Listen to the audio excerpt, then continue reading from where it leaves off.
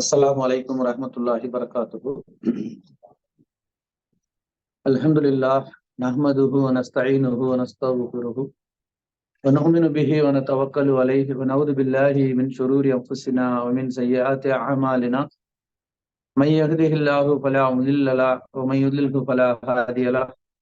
ونشهد أن لا إله إلا الله وحده لا شريك له ونشهد أن محمدا عبده ورسوله أما بعد. فقد قال الله تعالى في محكم تنزيله العظيم والفرقان المجيد: أعوذ بالله من الشيطان الرجيم، بسم الله الرحمن الرحيم. فاسألوا أهل الذكر إن كنتم لا تعلمون. கண்ணியத்திற்குரிய எல்லாம் அல்ல அல்லாஹு ஜல்லஷானு தாலாவின் நல்லடியார்களே, எனதருமை சகோதர சகோதரிகளே, அல்லாஹு ரப்புல் ஆலமீன் நமக்கு அருளியிருக்கும் தீனுல் இஸ்லாத்தை அதன் தூய்மையான வடிவில் அறிந்து அதன் அடிப்படையில் நம்முடைய வாழ்வை அமைத்துக் கொள்ள வேண்டும் என்ற உயர்ந்த ஒரு நோக்கத்திலே இது போன்ற அமர்வுகளை தொடர்ந்து நாம் நடத்தி வருகின்றோம். நீங்களும் தொடர்ந்து பங்கேற்று வருகின்றீர்கள். இதில் பங்கேற்றுக் கொள்ளக்கூடிய அனைவர் மீதும் அல்லாஹு ரப்புல் ஆலமீன் தன்னுடைய அருள்மலையை பொழிவானாக என்று துவா செய்தவனாக, இன்றைய தினம் நமக்கு மார்க்க அடிப்படையிலே ஏற்படக்கூடிய சில சந்தேகங்களுக்கான விளக்கமாக கேள்வி பதில் நிகழ்வை நாம் ஏற்பாடு செய்துள்ளோம். இதன் அடிப்படையிலே ஒரு சில கேள்விகள் முன்கூட்டியே வைக்கப்பட்டிருக்கின்றன. இந்த கேள்விகளுக்கான பதில்கள் கொடுக்கப்படும். இடையில் உங்களுடைய கேள்விகள் கேட்பதற்கான வாய்ப்பும் இங்கே இருக்கின்றது. ஆகவே கேள்வி கேட்கக்கூடியவர்கள் தாராளமாக வந்து ஜூம் மீட்டிங்ல இருக்கக்கூடியவர்களும் நேராக இருக்கக்கூடியவர்களும் கேட்டு தெளிவு பெறலாம். அல்லாஹு ரப்புல் ஆலமீன் தனது திருமறையில இந்த மார்க்கத்தை முழுமைப்படுத்தி கொடுத்திருப்பதாக கூறியிருக்கின்றான். அல்யௌம அக்மல்து லக்கும் தீனக்கும் வ அத்மம்து அலைக்கும் நிஅமத்தி வ ரதீது லக்கும் இஸ்லாம தீனா என்று அல்லாஹு ரப்புல் ஆலமீன் தனது திருமறையில ஒரு குறிப்பிட்ட அந்த ஹஜ்ஜத்துல் விதாவில இந்த ஆயத்தை இறக்கி, இன்றைய தினம் உங்களுடைய மார்க்கத்தை நான் முழுமைப்படுத்தி விட்டேன், இது என்னுடைய ஒரு அருட்கொடையாக உங்களுக்கு நான் முழுமைப்படுத்தி கொடுத்து விட்டேன் என்று அல்லாஹு ரப்புல் ஆலமீன் சொல்லி காட்டுகின்றான். இந்த வசனத்தில் இருந்து எந்த ஒரு மாற்று கருத்தும் இல்லாமல் ஒட்டுமொத்த உலமாக்களுடைய கருத்தும் என்னவென்று சொன்னால், மார்க்கம் என்பது முழுமையாக இருக்கின்றது. இதில் ஒன்று ஏதேனும் ஒன்று தேவையானதை கொண்டு வந்து இணைப்பதற்காக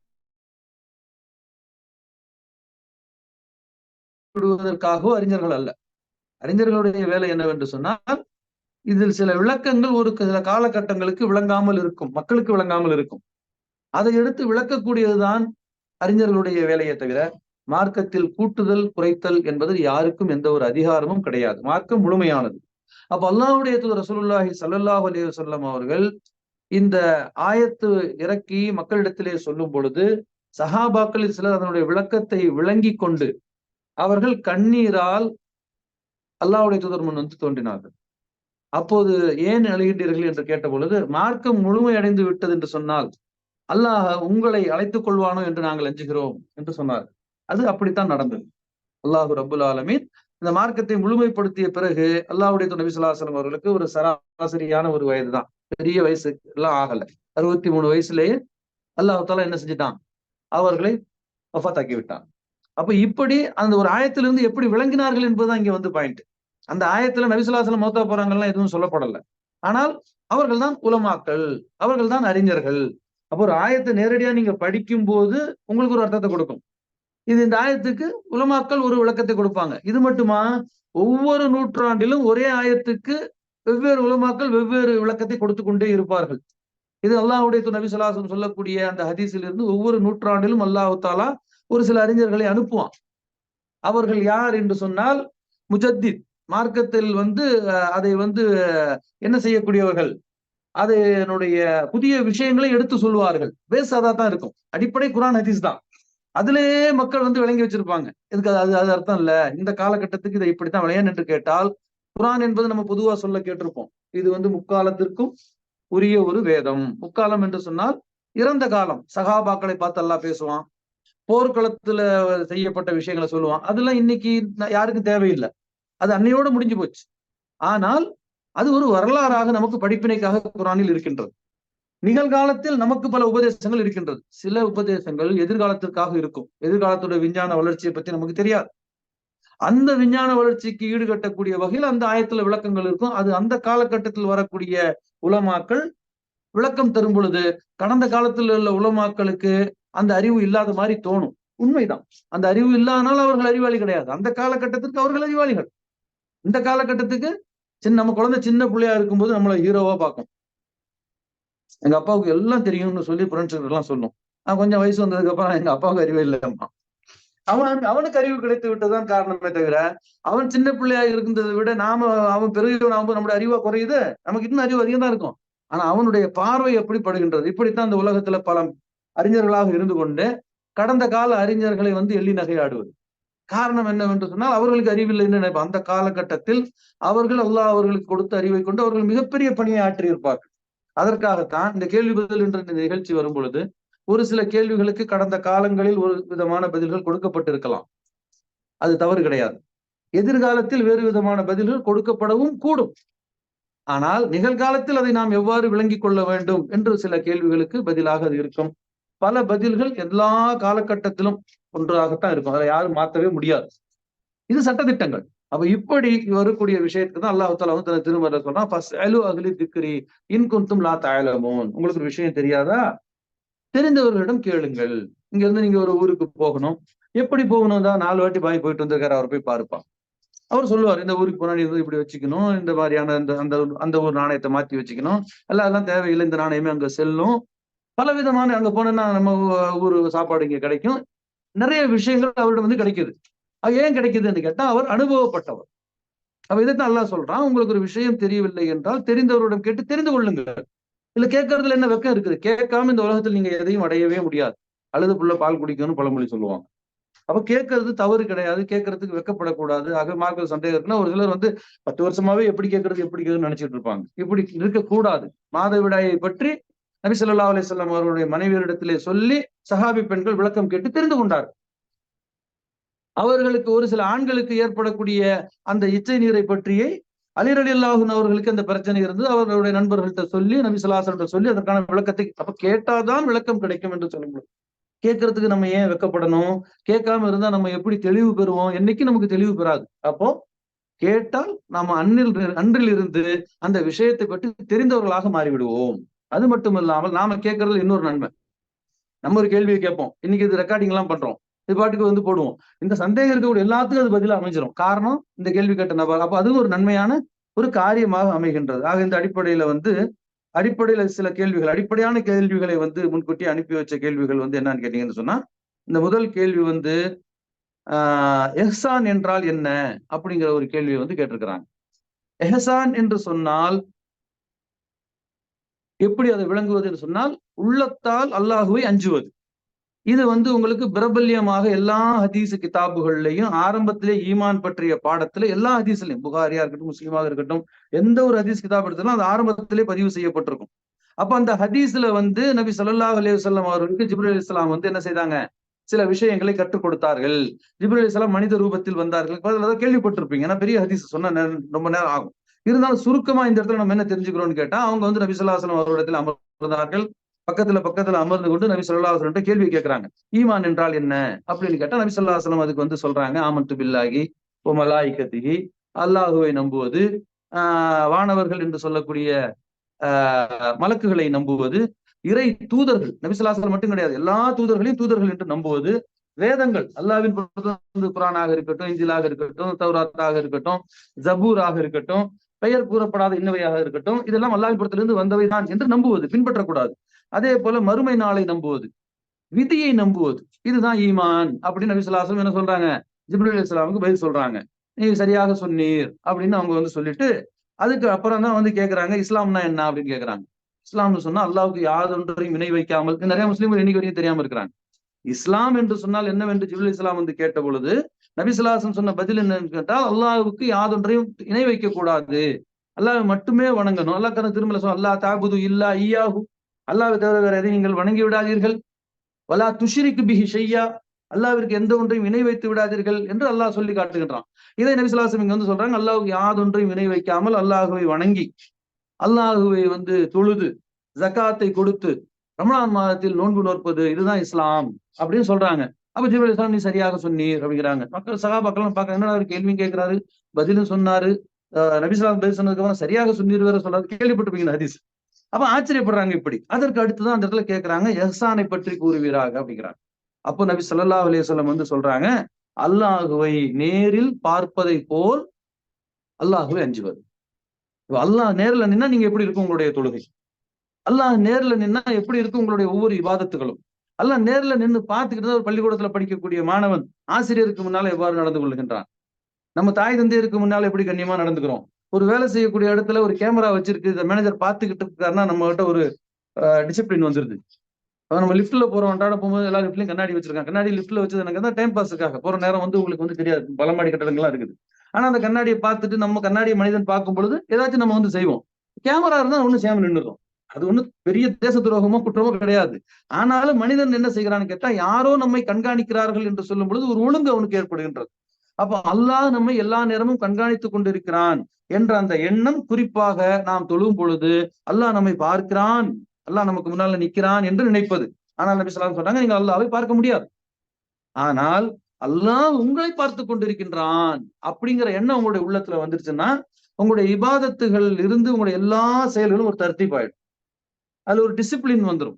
அதுல ஒரு ஒழுங்கு வந்துரும். அந்த ஒழுங்குக்காகத்தான் இந்த இஹ்சான் என்பது ஒவ்வொரு முஸ்லிம் இடத்திலும் கண்டிப்பாக இருக்க வேண்டும். அது இருந்தால் அவருடைய தொழுகையிலே குஷூ என்று சொல்லக்கூடிய அந்த உள் அச்சம் ஏற்பட்டு விடும். அல்லாஹ்வுக்காக நான் தொழுகிறேன், அல்லாஹு அக்பர் என்று தக்பீர் கட்டியவுடன் அவர் கண்ணை மூடினாலும் கண்ணை திறந்து வைத்தாலும் அவருக்கு கண்ணுக்கு முன் அல்லாஹ் நிற்கிறான் அப்படிங்கிற ஒரு நிய்யத்தை அவருடைய உள்ளத்துல வந்து விடுவதுதான் எஹ்சான் என்று நபி ஸல்லல்லாஹு அலைஹி வஸல்லம் அவர்கள் விளக்கம் சொன்னதை பல ஹதீசுகள்ல நம்ம வந்து பார்க்கிறோம்.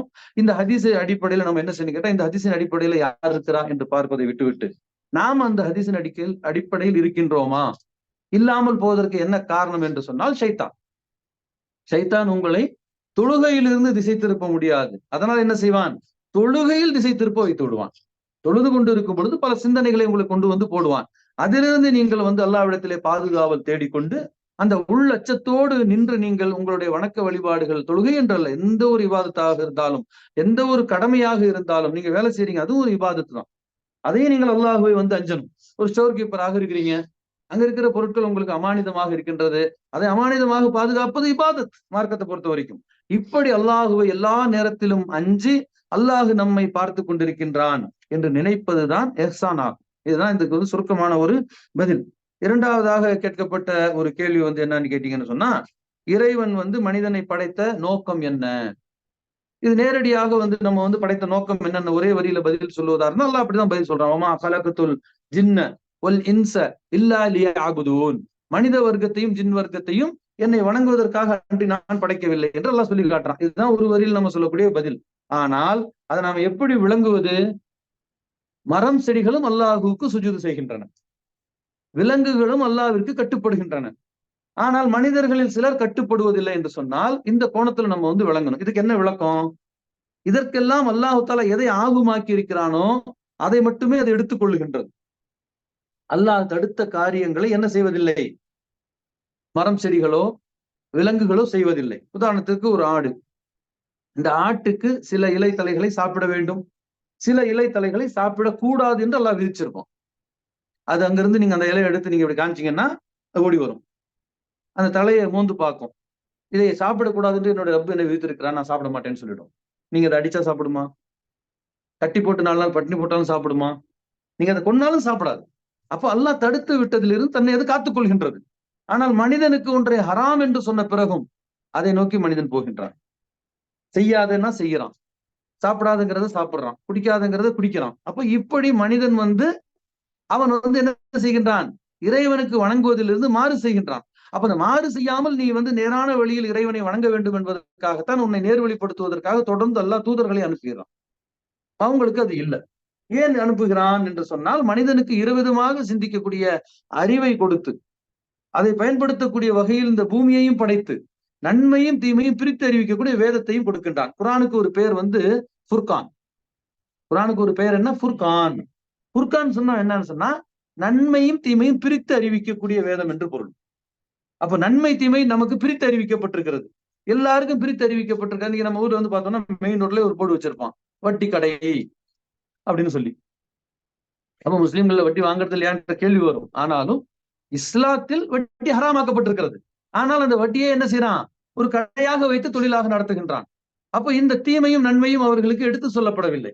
ஆனால் அந்த மாதிரி வட்டி கடை வைத்திருக்கக்கூடிய ஒரு இஸ்லாத்திற்கு வந்த உடனே அது பெரும் பாவம் என்று சொல்லி அதை விட்டு விலகி விடுகின்றார். மதுக்கடை நடத்துகின்றார். முஸ்லீமாக இருந்து அது தெரிந்தவுடன் அதை முற்றிலுமாக விட்டுவிட்டு இனிமேல் நான் இந்த தவறை செய்ய மாட்டேன் என்று விலகி வருகிறார். இப்படி தவறு செய்யக்கூடிய ஒரு சாரார் அந்த தவறில் இருந்து விலகி வருவதற்கு காரணமாக இருப்பது எது என்று சொன்னால் அல் குர்ஆன். அதுக்குத்தான் அல்லாஹ் தஆலா இதை ஃபுர்கான் என்று சொல்றான். நன்மையும் தீமையும் பிரித்து அறிவிக்கின்றது. உலகத்தில் எல்லா மதங்களுக்கும் வேதங்கள் இருக்கின்றன. அந்த வேதங்கள் என்ன செய்யவில்லை? அவர்களுக்கு நன்மையும் தீமையும் பிரித்து அறிவிக்கவில்லை. வேதத்தை படிப்பார்கள், வேதத்துக்கு முரணாக நடப்பார்கள். வேதத்தை அன்றாடம் படிப்பார்கள், அதற்கு முரணாக நடப்பார்கள்.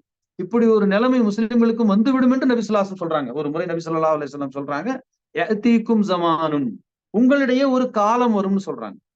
என்ன காலம் வரும் என்று சொன்னால், உங்களிடத்துல குர்ஆனுடைய கல்வி எடுபட்டு விடும். முஸ்லிம்கள்ட்ட என்ன இருக்காது? குர்ஆனுடைய கல்வியே இருக்காதாம். குர்ஆனிக் நாலேஜ் என்பது இருக்காது. அப்படி என்று நபி ஸல்லல்லாஹு அலைஹி வஸல்லம் சொல்லும் பொழுது, குறிப்பாக சஹாபாக்கள் அல்லாஹ்வுடைய ஒரு சில விஷயங்களை சொல்லும் பொழுது ஏற்றுக்கொள்வாங்க. இந்த விஷயத்தை சொல்லும் பொழுது இப்னு ஜியாத் என்று சொல்லக்கூடிய ஒரு சஹாபி நினைக்கிறேன், அவர் அன்சாரி. அவர் என்ன செய்றாருன்னு கேட்டா, நபி ஸல்லல்லாஹு அலைஹி வஸல்லம் இந்த கருத்தை மறுக்கிறார், அப்பீல் பண்றார். அல்லாஹ்வுடைய தூதரே, நஹ்னு நக்ரவுல் குர்ஆன். அவர் என்ன சொல்றாரு?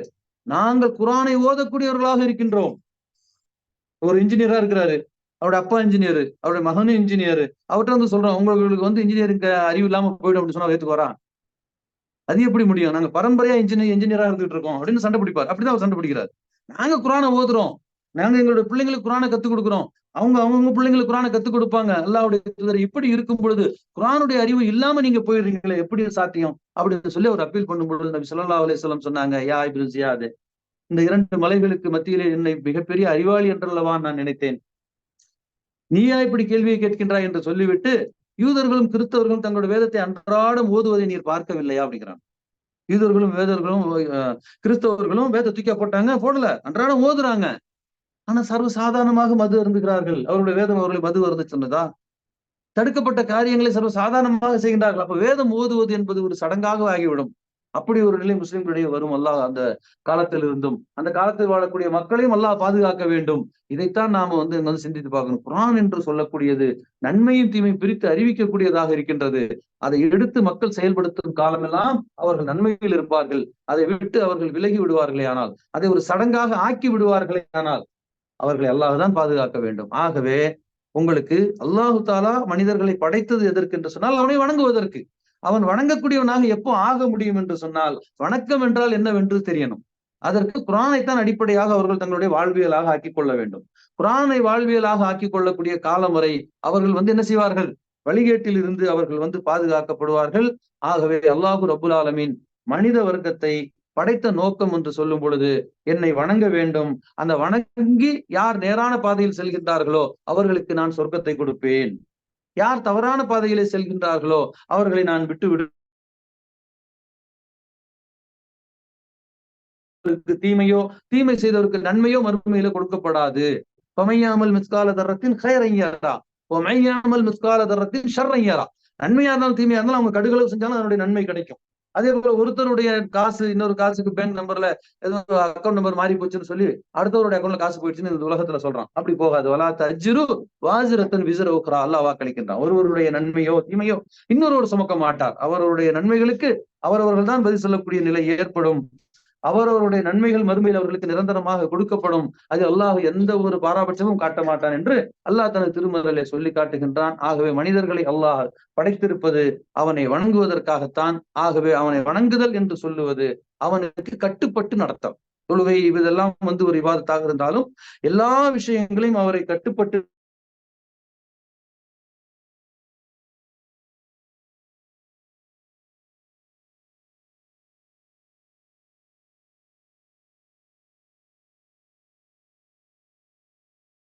வாழ்க்கை வணக்கமாக மாறும். ஆக வாழ்க்கையே வணக்கம் என்று பல அறிஞர்கள் மிகப்பெரிய புத்தகங்களை குர்ஆனுடைய ஹதீஸிலிருந்து தொகுத்து எழுதியிருக்கின்றார்கள். அப்படிப்பட்ட புத்தகங்களை படிக்கும் பொழுது வணக்கம் என்றால் என்ன, வாழ்க்கை என்றால் என்ன என்பது நமக்கு மிக இலகுவாக விளங்கும். அடுத்ததாக ஒரு கேள்வி, தொழுகையில் நம்முடைய தாய்மொழியில் நாம் துவா செய்து கொள்ளலாமா? தொழுகை என்று சொல்லக்கூடியது என்னவென்று சொன்னால், அல்லாஹுடைய தூதர் நபி ஸல்லல்லாஹு அலைஹி வஸல்லம் இந்த தொழுகைக்கு கொடுக்கக்கூடிய வரையறை என்னவென்று சொன்னால், அல்லாஹு அக்பர் என்று முதல்ல தக்பீர் கட்டுறீங்க. இது தக்பீரே தஹ்ரீமா. அதற்கு பிறகு இறுதியில அஸ்ஸலாமு அலைக்கும் ரஹ்மத்துல்லாஹ் சொல்றீங்க.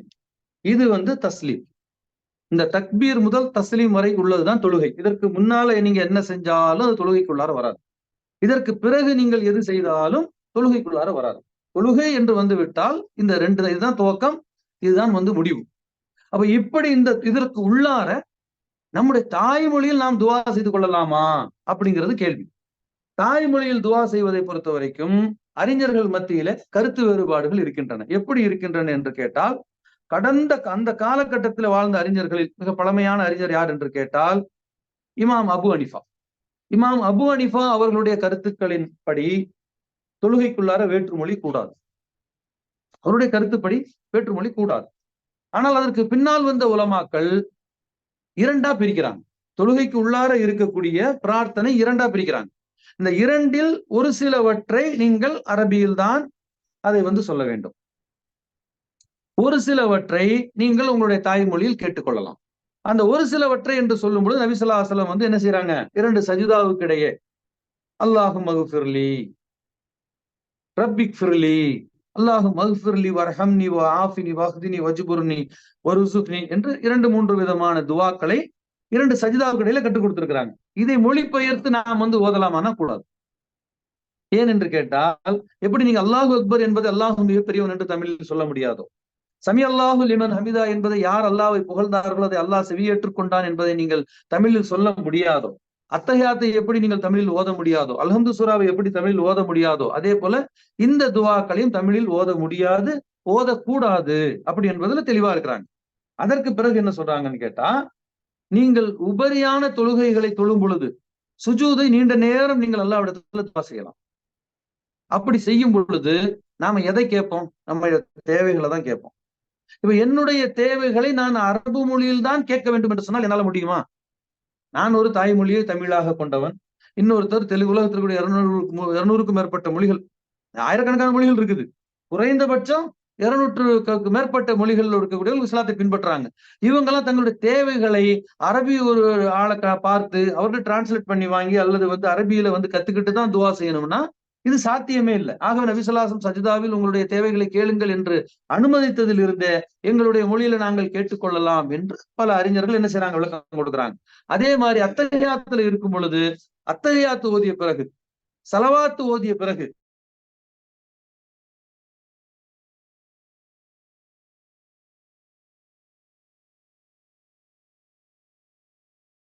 அல்லாஹும்ம இன்னி அஊது பிக்க மின் அதாபில் கபர் அஊது பிக்க மின் அதாபி ஜஹன்னம் என்று துவங்கக்கூடிய அந்த துஆவை, மஸீஹி தஜ்ஜால் என்றெல்லாம் நம்ம துஆ கேட்கிறோம் இல்லையா?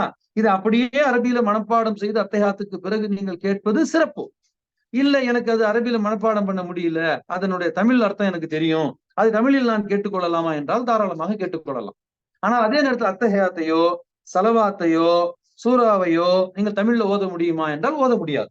அப்ப இப்படி இரண்டு வேறு கருத்துக்கள் நமக்கு இருக்கின்றது. அப்ப இதை பெரும்பாலானவர்கள் அந்த ஹனஃபி மதஹ்பின் அடிப்படையில் இருக்கக்கூடியவர்கள் அது கூடாது என்று சொல்லுகின்றார்கள். ஆனால் அது கூடாது என்பதற்கான எந்த ஒரு காரணத்தையும் அவங்க சொல்லல. இன்னும் சொல்ல போனா இந்த இரண்டு சஜிதாவுக்கு இடையிலே இருக்கக்கூடிய ஒரு துஆவை பற்றியும் ஹனஃபி மதஹ்பில குறிப்புகள் இல்லை. ஏன்னு கேட்டீங்கன்னா, உண்மையிலேயே அபு ஹனீஃபாவுடைய மூல கிரந்தங்கள் எப்படி இருக்கு தெரியாது. அந்த புத்தகங்களை நம்ம வாசிக்கல. அந்த அளவு அரபி பாண்டித்யம் எனக்கு கிடையாது இல்லையா? ஆனா படித்தவர்கள் பார்க்கும் பொழுது ஹனஃபி மதுஹபின் அடிப்படையில ஜனாசா தொழுகையில் சூரா ஃபாத்திஹாவே இல்லை. உங்களுக்கு தெரியுமா? ஹனஃபி மதுஹபின் அடிப்படையில் இருக்கக்கூடிய தொழுகை கிதாபை நீங்க எடுத்து பாத்தீங்கன்னா ஜனாசா தொழுகையில சூரா ஃபாத்திஹா இல்ல. ஹனஃபி மதுஹப் சட்டப்படி இன்னைக்கு காஷ்மீர்ல இருந்து கன்னியாகுமரி வரைக்கும் இந்தியாவுடைய நடத்தக்கூடிய மதர்சாவின் பாடத்திட்டத்திலும் அந்த மதர்சாவில் படித்தவர்கள் ஜனாசா தொழுகை நடத்தும் பொழுது சூரா ஃபாத்திஹா தொழாம தான் நடத்திட்டு இருக்காங்க இன்னைக்கு வரைக்கும். இது பலருக்கு தெரியாது. காரணம் என்ன? ஜனாசா தொழுகையில் நபி ஸல்லல்லாஹு அலைஹி வஸல்லம் சூரா ஃபாத்திஹா ஓதும்படி கூறிய ஹதீஸ் அபு ஹனீஃபா இமாம் அவர்களுக்கு கிடைக்கவில்லை. அதனால அவர் சொல்லல. அதுக்கு பின்னால வந்த எல்லா இமாம்களும் சூரா ஃபாத்திஹா ஓதுனுங்கிறாங்க. அப்ப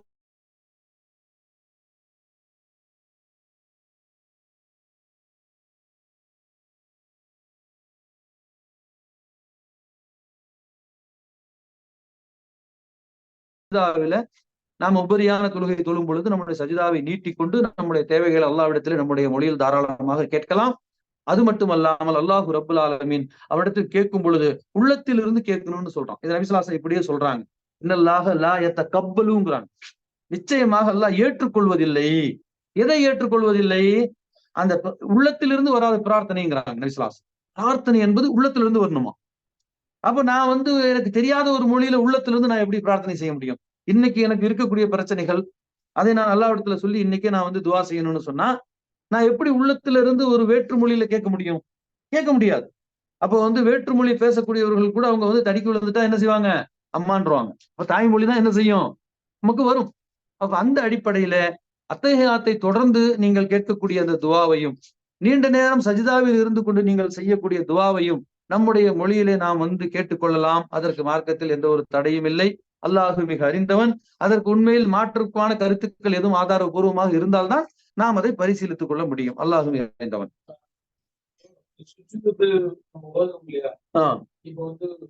இப்போ இமாம் தவறுதலா பண்ணிட்டேன்னா கடைசியா 2 சுஜூத் பண்றோம். ஆமா. அந்த இதுல என்ன ஓதும்? அதாவது குறிப்பாக தொழுகையில் மறதி அல்லது ஏதேனும் ஒன்று தான் நாம சுட்டி காட்டுவோம். தொழுகை முடிஞ்சதுக்கு அப்புறம் இமாம் 2 சஜிதா செய்வாரு. தனிப்பட்ட தொழுகையில் நாம தொழுதாலும் அதான் சட்டம். அப்ப இந்த 2 சஜிதாவுக்கு என்று சிறந்த உங்களுக்கு சிறப்பாக எந்த வார்த்தைகளும் சொல்லித் தரப்படவில்லை.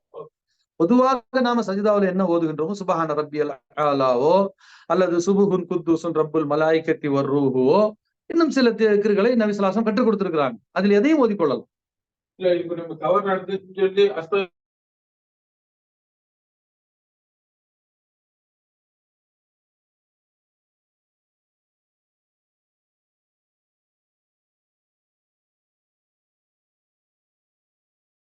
செய்துகள்னா குறைந்தவற்றை தான் நம்ம உறுதி செய்யணும்.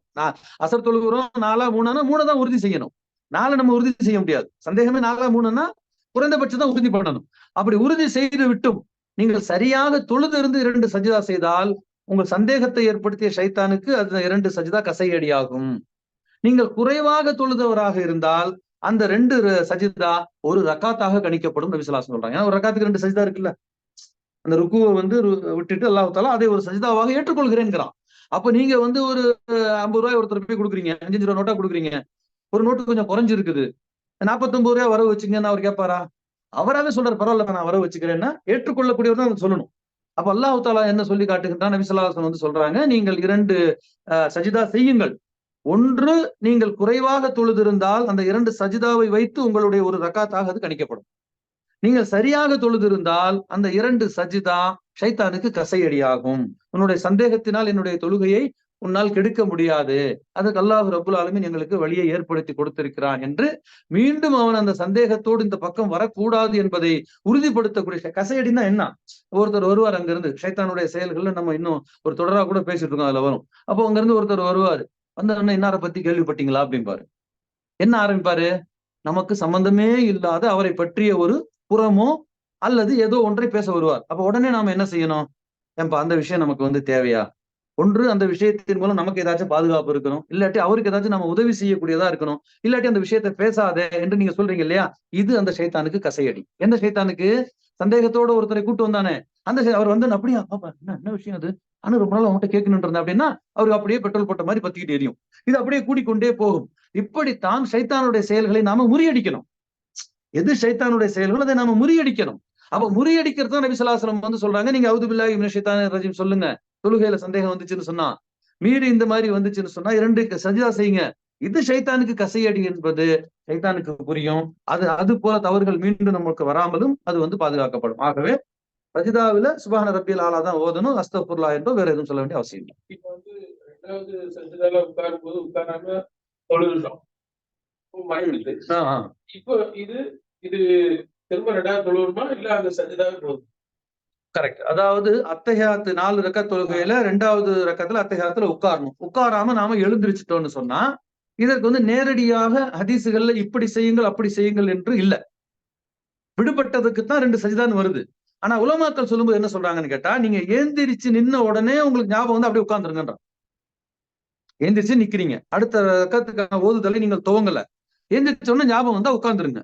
ஓத துவங்கி விட்டால் கண்டினியூ பண்ணிட்டு போயிட்டே இருங்க. கடைசியில 2 சஜிதா பண்ணிக்கங்கிறாங்க. அப்ப இதுக்கு என்ன ஆதாரம் அப்படின்னு கேட்டா, ஒரு செயலை நாம் துவங்கி விட்ட காரணத்தினால் அதை முறிக்க வேண்டாம் என்றுதான் அதில் விளங்க வேண்டுமே தவிர, அதுக்கு எங்க ஆதாரம் இருக்குன்னா அதுக்கு நேரடியாக நபி ஸல்லல்லாஹு அலைஹி வஸல்லம் என்ன செய்யணும் என்று சொன்னதற்கான எந்த ஒரு ஆதாரத்தையும் நான் இது வரைக்கும் பார்த்தது கிடையாது. அல்லாஹ் கரீம். சஜிதாக்கள் போதும். நான் துவா செய்யும்போது எனக்கு அரபி இதெல்லாம் தெரியாது. தமிழ்ல தான் நம்ம தாய்மொழி தான். நான் எப்படி துவா செய்வேன்னா, எங்க அம்மாவுக்கு உடலாக இருக்கிறது, பிள்ளைங்க மனைவிக்கு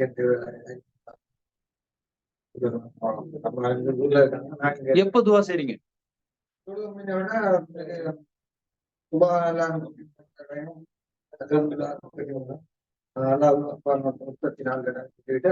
துவா செய்றீங்க. சரி. அப்படி செய்யலாமா அப்படின்னு கேக்குறீங்களா? ஆமா, தமிழ்ல தான் கேட்டாகணும். உங்களுடைய பிரார்த்தனைகளை பொறுத்த வரைக்கும் தமிழ்ல தான் கேட்டாகணும். இதுல என்னன்னு கேட்டீங்கன்னா, இந்த கேள்வியில இந்த ஒரு கேள்வி வரும் மக்களுக்கு. பொதுவா மக்கள் இடத்துல சுத்திட்டு இருக்க ஒரு கேள்வி. அது என்னன்னு கேட்டீங்கன்னு சொன்னா, கடமையான தொழுகையை தொழுது நாம் சலாம் கொடுத்த பிறகு தஸ்பீஹ் சொன்ன பிறகு நம்ம துவா செய்யறோம். பொதுவா பெரும்பாலான மக்கள் துவா செய்யறாங்க. இப்படி நபி ஸல்லல்லாஹு அலைஹி வஸல்லம் துவா செய்தார்களா, அதற்கு ஆதாரம் இருக்கிறதா அப்படி என்று ஒரு சந்தேகத்தின் அடிப்படையில சுத்திட்டு இருக்கிறத நம்ம பாக்குறோம். அதாவது நபி ஸல்லல்லாஹு அலைஹி வஸல்லம் உடைய சொல் நமக்கு ஏவலா, செயல் நமக்கு ஏவலா? எது முதலிடம்? நபி ஸல்லல்லாஹு சொல் தான் முதலிடம். நபி ஸல்லல்லாஹு அலைஹி வஸல்லம் ஒன்றை சொல்லி அதை அவர்கள் செய்யாது இருந்தாலும் நாம் அதை தாராளமாக செய்யலாம். அப்ப நபி கையே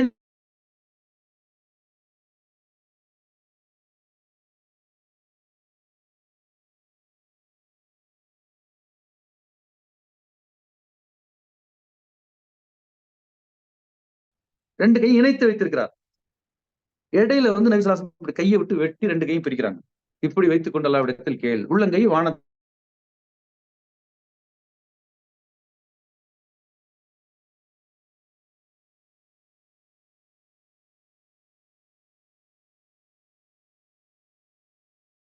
நம்ம ஊர்ல எங்க போய் நீங்க சாரதா சொல்லி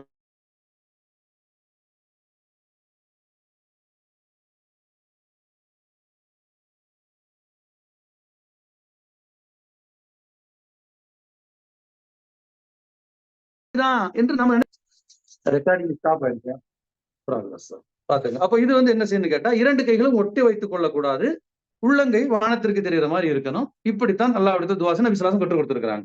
அப்ப கையேந்தி துவா செய்வதற்கு நபி ஸல்லல்லாஹு அலைஹி வஸல்லம் கற்றுக் கொடுத்திருக்கிறார்கள். கடமையான தொழுகைக்கு பிறகு அல்லாஹ்விடத்தில் கேளுங்கள் என்று அனுமதி வழங்கி இருக்கிறார்.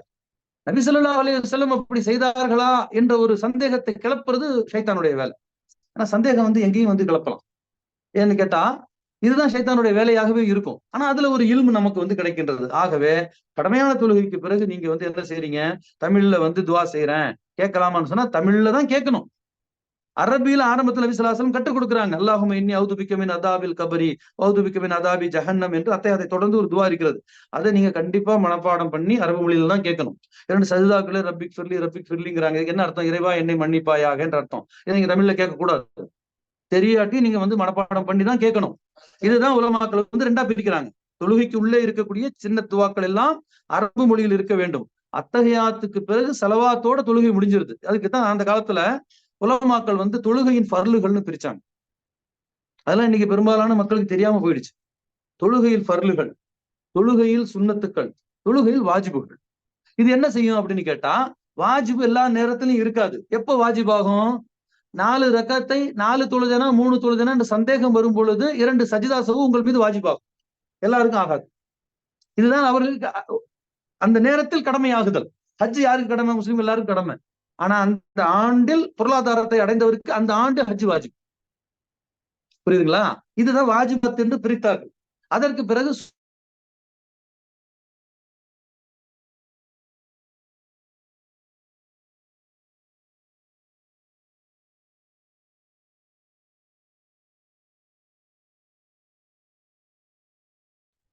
சுன்னத்து. அப்போ ஒரு சுன்னத்துக்குரிய நன்மையைத்தான் அவர் இழப்பாரே தவிர தொழுகை கண்டிப்பாக ஏற்றுக்கொள்ளப்படும். அப்ப ஃபர்லுகள் எதுவும் மிஸ் ஆகக்கூடாது என்பதுதான் இங்க நோக்கம். அப்ப தொழுகையில எது ஃபர்லு எது சுன்னத்து அப்படி என்பதை தெரிந்து கொள்வது மிக மிக ஒரு அவசியமான ஒன்று. அப்ப அதை நம்ம விளங்கிக்கிட்டா நமக்கு இந்த பிரச்சனை நமக்கு எளிமையா விளங்கிடும். அப்படி பார்க்கும்போது அத்தஹியாத்து ஓதாம ஒருத்தர் தொழுதால் தொழுது கூடுமா? அத்தஹியாத்து ஓதணும், அது ஃபர்லுல உள்ளது. சலவாத்து ஃபர்லுல உள்ளது. அதற்கு பிறகு உள்ள துவா சுன்னாவில் உள்ளது. அது நீங்க துவா கேட்காம நீங்க ஏஞ்சிட்டாலும் தொழுகை கூடிரும். சலாம் அலைக்கும் சொல்லாம தொழுகையை ஒருத்தர் முடிக்க முடியுமா? ஃபர்லு, சலாம் சொல்லி ஆகணும். அப்ப இப்படி ஃபர்லுகளையும் சுன்னத்துகளையும் பிரித்து அறியக்கூடிய அந்த சப்ஜெக்ட்ங்கிறது சமீப காலங்கள்ல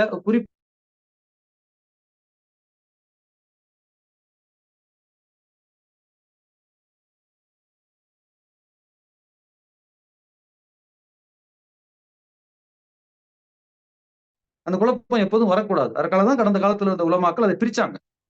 அதுல சில குறைபாடுகள் இருக்கலாம். அதாவது மனிதனுடைய செயல்கள்ல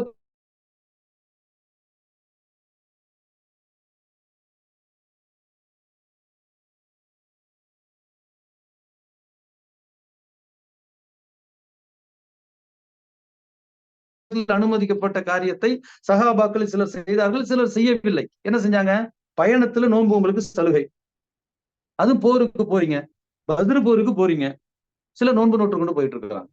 வெயில் நேரம் வேற, வழியில மத்தியான நேரத்துல மயக்கம் போட்டுலாம் விழுந்துடுறாங்க. மக்கள் அதுக்கு நிழல் அமைக்கிறாங்க. நபிஸ்லாம் சொன்னாங்க, இது தேவையா? அனுமதி இருக்குல்ல, விட்டுற வேண்டியதானே அப்படின்ட்டாங்க. ஆனால் சகாபாக்கள் இதை அறிவிக்கும் போது சொல்றாங்க, எங்களில் சிலர் நோன்பு நோற்றோம், சிலர் நோன்பு நோக்கவில்லை.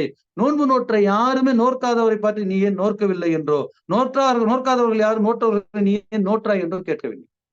ஆப்ஷன் அவங்கவுங்க செய்யறாங்க. அப்ப அடுத்தவர்களை குறை சொல்லுவதே நம்ம ஒரு குழப்பா வச்சுக்கிட்டு இருக்கக்கூடாது. அல்லாஹ் மிக அறிஞர்.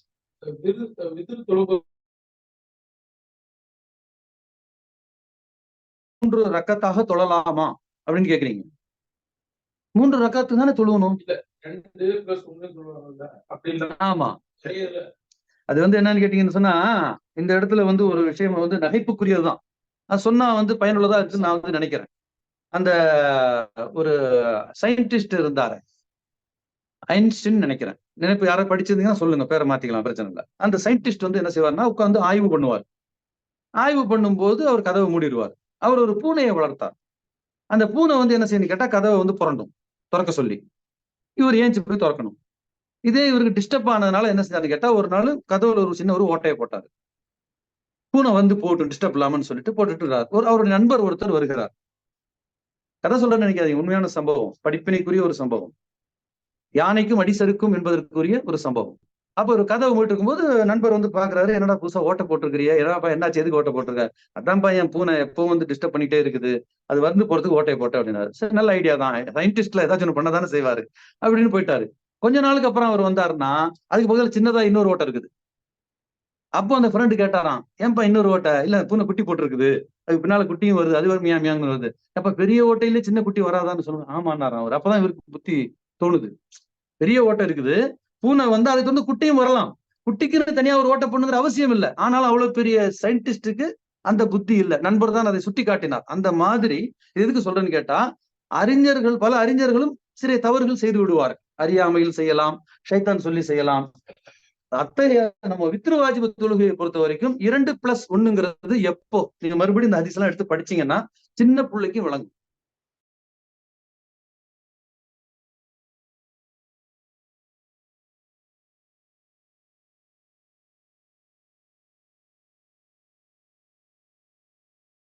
தொழக்கூடியவர்களுக்குரிய சட்டம். நீங்க இது எல்லாமே ஹதீஸ்ல எடுத்து பாருங்க. அல்லாஹ்வுடைய கிருபையில இது சம்பந்தமான நிறைய ஹதீஸ்களை நான் எடுத்து படிச்சு பார்த்திருக்கிறேன்.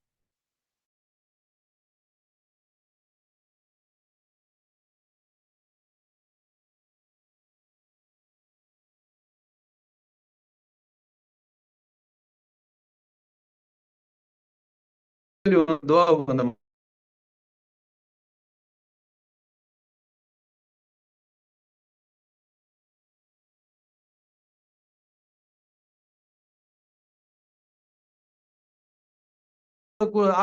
அப்ப தொழக்கூடாது என்று பொருளா? அப்படி கிடையாது. தொழக்கூடாது என்று அதை விளங்கிடக்கூடாது. தான் மறுபடியும் வரணும். நம்ம நபி ஸல்லல்லாஹு அலைஹி வஸல்லம் உடைய சொல் நமக்கு அனுமதி. தொழலாம், ஒன்று தொழலாம். எப்போ தொழலாம் அப்படின்னு கேட்டா, நீங்க பின்னிரவில் எழுந்து தொழும் பொழுது 2 தொழுவுறீங்க. எத்தனை தொழுவுன்னு நீங்க முடிவு பண்ணல. 2 தொழுவுறீங்க, பின்ன 2 தொழுவுறீங்க. ஃபஜ்ருக்கு பாங்கு சொல்லிடுவாங்க, அச்சம் வந்தால் 1 தொழுது முடித்தா உங்களுடைய ஒட்டுமொத்த தொழுகை 5. மறுநாள் எழுந்திருக்கிறீங்க, 2 தொழுவுறீங்க, பின்ன 2 தொழுவுறீங்க, பின்ன 2 தொழுவுறீங்க, பின்ன ஃபஜ்ருக்கு பாங்கு சொல்ல போறாங்க, 1 தொழுதீங்கன்னா உங்களுடைய தொழுகையின் எண்ணிக்கை 7. அப்ப எவ்வளவு என்று வரையறை இல்லாமல் தொழக்கூடியவர்களுக்கு நீங்கள் இறுதியில் 3 என்றோ 5 என்றோ முடிவு செய்து விட்டால் ஒருவேளை ஃபஜருடைய நேரத்தை நீங்கள் கடந்து உங்களுடைய தொழுகை சென்று விடும். ஆகவே 2 தொழுங்கள். ஃபஜரை 5 நாள் 1 தொழுங்கள். இதுதான் நபி ஸல்லல்லாஹு அலைஹி வஸல்லம் ஏவல். முன்னிரவில் தொழக்கூடியவர்களுக்கு டிசைட் பண்ணு. 3ன்னா 3 தொழு, 5ன்னா 5 தொழு, 7ன்னா 7 தொழு, 9ன்னா 9 தொழு. அல்லாஹ்வுடைய நபி ஸல்லல்லாஹு அலைஹி வஸல்லம் முதலில் 4 தொழுவார்கள். எல்லா அறிஞர்களும் வித்ரு வாஜிப் எடுத்து வைக்கக்கூடிய ஹதீஸ் இதுதான். முதலில் நபி ஸல்லல்லாஹு 4 தொழுவார்கள். 2 தொழுவார்கள்னு இவங்க பிராக்கெட்ல போடுவாங்க. அங்க பிராக்கெட்லாம் இல்ல, 4 தான். 4 நபி ஸல்லல்லாஹு அலைஹி வஸல்லம் தொழுவார்கள்.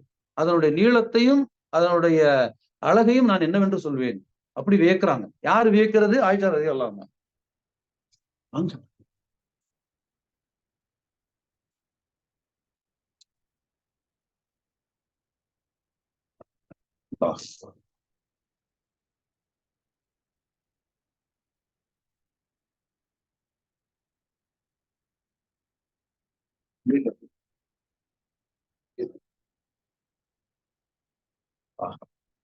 முடிச்சிடுவோம்.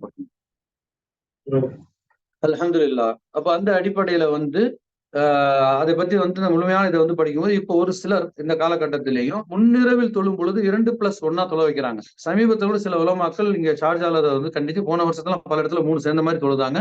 பின்னையும் ஒரு சிலர் அதே மாதிரி தொலை வச்சுக்கிட்டு இருக்கிறாங்க.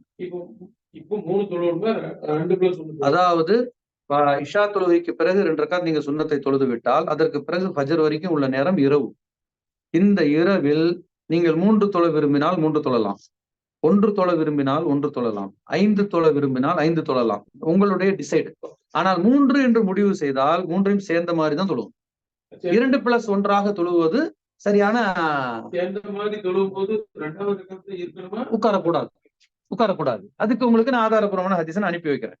ஆயிஷா ரலியல்லாஹு அன்ஹா சொல்லி காட்டுறாங்க. புகாரில் இடம்பெற்றிருக்கக்கூடிய ஹதீஸ். அல்லாஹ்வுடைய நபி ஸல்லல்லாஹு அலைஹி வஸல்லம் 3 ரக்காத் தொழுவார்களே, ஆனால் 2வது ரக்காத் ஒரே அமர்வில். 3க்கு மட்டும் இல்ல, 5க்கு ஒரு அமர்வு. 7க்கு ஒரு இருப்பு உட்காருவாங்களா? 6ல இல்ல டைரக்டா 5 ரக்காத்துக்கு 5வது ரக்காத்லாம் உட்காருவாங்க நபி ஸல்லல்லாஹு அலைஹி வஸல்லம். 3 தொழும் பொழுது ஒரே இருப்பு தான். 3வதுலயும் 3லயும் நீங்க ஜம்மு சூராவையும் ஓதணும். சப்தமா ஓதக்கூடிய வச்சு தொழுங்க, சப்தமா ஓதிக்கொள்ளலாம். அதே மாதிரி அதுல அமர மாட்டார். இல்ல திராவி எல்லாம் நீங்க சொல்ற மாதிரி இதை கண்டினியூ 3 பண்ணிட்டாங்களா? பண்றாங்க. இல்ல அது போன வருஷமும் இந்த ஷார்ஜாவில் ஹசானா பக்கம் எல்லாம் போகும்போது அந்த மாதிரி சிலர் பண்ணியிருந்தாங்க. அது பற்றிய அந்த இது இருக்கு. இங்கேயும் அறிஞர் மத்தியில கருத்து வேறுபாடுகள் இருக்குது எல்லாமே.